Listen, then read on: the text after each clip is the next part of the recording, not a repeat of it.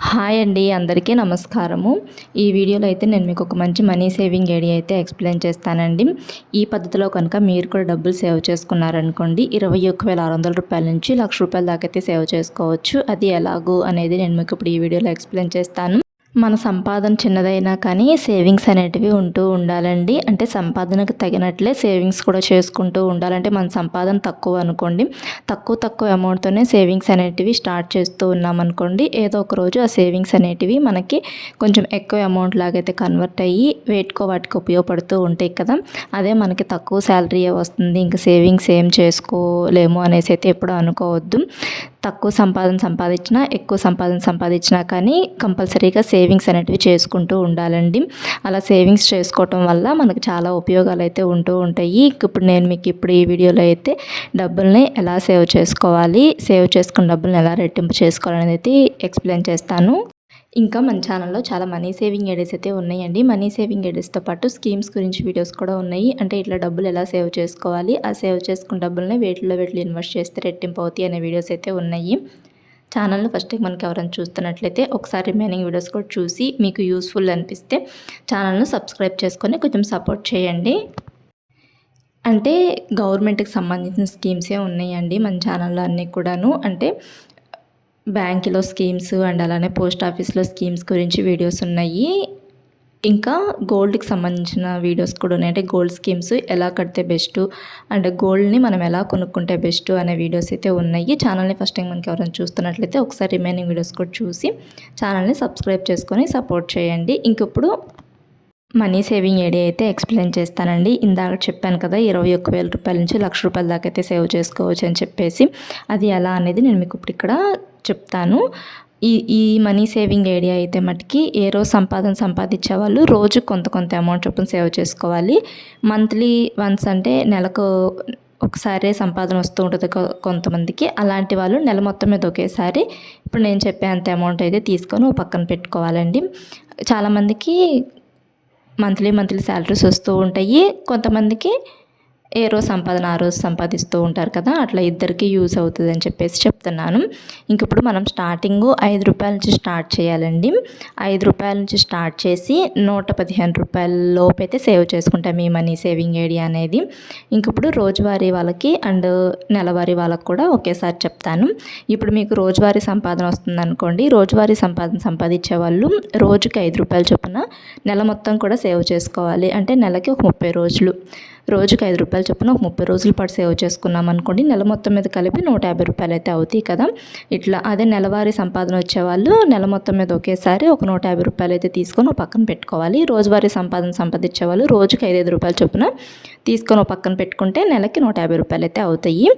అట్లానే తర్వాత నెలలో, అంటే ఫస్ట్ నెలలో మనము నెలకి ఒక ₹150 సేవ్ చేసుకున్నాం కదా, తర్వాత నెలలో మనము నెలకి ₹450 అయితే సేవ్ చేసుకోవాలంటే, అంటే నెలవారీ సంపాదించే వాళ్ళు నెలకి ₹450 సేవ్ చేసుకోవాలి. ఏ రోజు సంపాదన ఆ రోజు సంపాదించే వాళ్ళు రోజుకి ₹15 చొప్పున సేవ్ చేసుకుంటే 30 రోజులకి ₹450 అయితే అవుతాయి. తర్వాత నెక్స్ట్ మంత్, ఆ తర్వాత నెల వచ్చేసేసి రోజుకి ₹25 చొప్పున సేవ్ చేసుకోవాలి. రోజువారీ సంపాదించే వాళ్ళు రోజుకి ₹25 చొప్పున సేవ్ చేసుకుంటే నెలకంటే 30 రోజులకి ₹750 అయితే అవుతాయి కదా. అట్లానే నెలవారీ సంపాదించే వాళ్ళేమో నెల మొత్తం మీద ఒకేసారి ₹750 అయితే తీసుకొని పక్కన పెట్టుకోవాలి.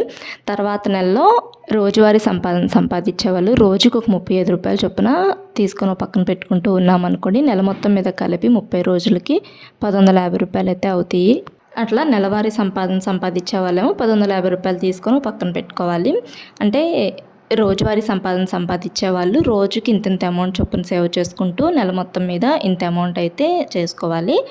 నెలవారీ సంపాదించే వాళ్ళేమో నెల మొత్తం మీద ఒకేసారి వస్తుంది కాబట్టి అమౌంట్ ఇప్పుడు నేను చెప్పేంత అమౌంట్ అయితే తీసుకొని ముందుగానే పక్కన పెట్టుకోండి. అట్లా మనము ఏ మనీ సేవింగ్స్ ఐడియాస్ అయినా కానీ డబ్బులు అనేటివి ముందుగానే తీసుకొని పక్కన పెట్టుకొని కదమా వాటితోనే ఖర్చులు చేస్తే సేవింగ్స్ అనేటివి కంపల్సరీగా చేయగలము. తర్వాత నెలలో ఇప్పటికి నేను మీకు 4 నెలలు చెప్పాను కదా, తర్వాత నెలలో ₹45 చొప్పున, అంటే ప్రతి నెల కూడాను ₹10 అయితే పెరుగుతున్నాయి రోజువారీ సంపాదించే వాళ్ళకి. అట్లా సేవింగ్స్ అనేటివి చేసుకోవాలండి. ఇంక ఇప్పుడు రోజువారీ సంపాదించే వాళ్ళు 5వ నెలలో 45 రూపాయల నుంచి స్టార్ట్ చేయాలి. అంటే రోజుకి 45 రూపాయలు చొప్పున ఒక 30 రోజుల పాటు సేవ్ చేసుకుంటే 1350 రూపాయలు అయితే అవుతాయి. ఇట్లానే నెలవారీ సంపాదించే వాళ్ళేమో 1350 రూపాయలు అయితే తీసుకొని పక్కన పెట్టుకోవాలి. తర్వాత నెలలో నెలవారీ సంపాదించే వాళ్ళేమో 1650 రూపాయలు అయితే తీసి పక్కన పెట్టుకోవాలి. రోజువారీ సంపాదించే వాళ్ళేమో 55 రూపాయలు చొప్పున ఒక నెల రోజుల పాటు సేవ్ చేసుకుంటే 1650 రూపాయలు అయితే అవుతాయి. తర్వాత నెలవారీ సంపాదించే వాళ్ళేమో 1350 రూపాయలు చొప్పున తీసుకొని పక్కన పెట్టుకోవాలి. రోజువారీ సంపాదించే వాళ్ళేమో రోజుకి 65 రూపాయల చొప్పున ఒక నెల మొత్తం సేవ్ చేసుకుంటే 1950 రూపాయలు అయితే అవుతాయి. తర్వాత నెలవారీ సంపాదించే వాళ్ళేమో నెల మొత్తం మీద ఒకేసారి 2250 రూపాయలు తీసుకొని పక్కన పెట్టుకోవాలి. రోజువారీ సంపాదించే వాళ్ళేమో రోజుకి 75 రూపాయల చొప్పున సేవ్ చేసుకుంటే ఈ 2250 రూపాయలు అయితే అవుతాయి. చక్కగా ఇలా అయితే సేవింగ్స్ చేసుకోవచ్చండి. తర్వాత నెలలో ఏమో ఒక 85 రూపాయలు, అంటే 12 నెలలకైతే నేను మీకు ఇక్కడ చెప్తున్నాను. 9వ నెలలో నెలవారీ సంపాదించే వాళ్ళేమో నెల మొత్తం మీద ఒకేసారి 2550 రూపాయలు అయితే సేవ్ చేసుకోవాలి. ఏ రోజు ఆ రోజు వచ్చే వాళ్ళేమో రోజుకి 85 రూపాయలు చొప్పున సేవ్ చేసుకుంటే ఈ 2550 రూపాయలు అయితే అవుతాయి 30 రోజుల పాటు సేవ్ చేసుకుంటే. ఇంక తర్వాత నెలలో అంటే 10వ నెలలో నెలవారీ సంపాదించే వాళ్ళేమో నెల మొత్తం మీద ఒకేసారి 2850 రూపాయలు అయితే తీసుకొని పక్కన పెట్టుకోవాలి. ఇంకా ఏ రోజు ఆ రోజు సంపాదిస్తూ ఉంటారు కదా, అలాంటి వాళ్ళైతే 95 రూపాయల చొప్పున రోజుకి 95 రూపాయల చొప్పున తీసుకొని పక్కన పెట్టుకుంటే 30 రోజులకి 2850 రూపాయలు అయితే అవుతాయి. తర్వాత నెల అంటే 11వ నెలలో నెలవారీ సంపాదించే వాళ్ళ 3150 రూపాయల చొప్పున తీసుకొని పక్కన పెట్టుకోవాలి. ఏ రోజు ఆ రోజు సంపాదించే వాళ్ళు ఉంటారు కదా, అలాంటి వాళ్ళైతే మటుకి రోజుకి ఒక 105 రూపాయల చొప్పున 30 రోజుల పాటు సేవ్ చేసుకున్నాం అనుకోండి, ఈ 3150 రూపాయలు అయితే అవుతాయి.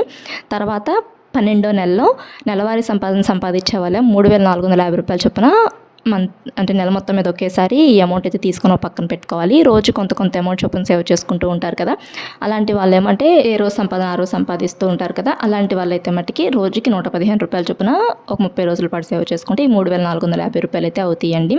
చక్కగా ఇప్పుడు ఈ 12 నెలలకి కలిపి మనము నెల మొత్తం మీద కలిపి ఒక నెలలో 150 రూపాయలు సేవ్ చేసుకున్నామంటే ఫస్ట్ నెలలో 150 రూపాయలు, రెండో నెలలో 450 రూపాయలు, మూడో నెలలో 750 రూపాయలు, నాలుగో నెలలో 1150 రూపాయలు, ఐదో నెలలో 1350 రూపాయలు, ఆరో నెలలో 1650 రూపాయలు, ఏడో నెలలో 1950 రూపాయలు, ఎనిమిదో నెలలో 2250 రూపాయలు, తొమ్మిదో నెలలో 2550 రూపాయలు, పదో నెలలో 2850 రూపాయలు, 11వ నెలలో 3150 రూపాయలు, 12వ నెలలో 3450 రూపాయలు ఇట్లయితే సేవ్ చేసుకుంటామండి. ఈ 12 నెలలకి కలిపి మొత్తం అమౌంట్ వచ్చేసి 21600 రూపాయలు అయితే అవుతాయి. అంటే 1 ఇయర్కి 21600 రూపాయలు అయితే అవుతాయండి. ఇలా ప్రతి సంవత్సరం కూడాను ఇట్లా సేవ్ చేసుకున్న డబ్బుల్ని ఏదైనా స్కీమ్లో అయినా కట్టుకోవచ్చు. లేదు అనుకుంటే ఇట్లానే ఇంట్లోనే ఒక 5 ఇయర్స్ పాటు ఉంచుకున్నాం అనుకోండి 1,80,000 రూపాయల దాకా అయితే అవుతాయి.